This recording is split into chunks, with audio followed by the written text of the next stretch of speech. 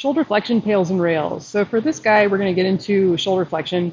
You can do that on the ground face down with your hand up on a yoga block. You can also do that with your barbell, really anywhere that you can pop that arm into a shoulder flexion stretch. I'm going to use rings today. So I'm going to hinge forward until I get into a stretch position here. Try to keep your ribs pulled up and tight. Allow your lat to get kind of pulled open a little bit so the scap elevates slightly. You can pull a little bit more against something like a bar if you want to go for a little bit more of the scap version versus just the, I'm going a little more straight glenohumeral here.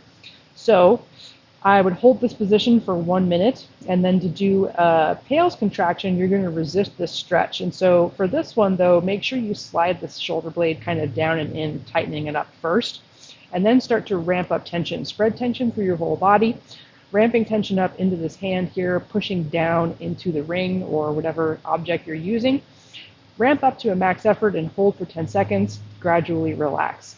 For rails, you're going to try to lift your hand off of the ring or object and hold that for 10 seconds, max effort. Try to deepen the stretch again, see if you can get into a better position, and then hold that for another minute. If you're just doing this as a mobility superset, you're going to get in the position, get comfortable for about 10 seconds, and then do that PAILs contraction. So again, that is drawing the shoulder blade down and then pushing the hand down, ramping up to a max effort isometric, holding that for 10 seconds, popping out of that. If you want, you can do a couple of cars before going about your next strengthening exercise.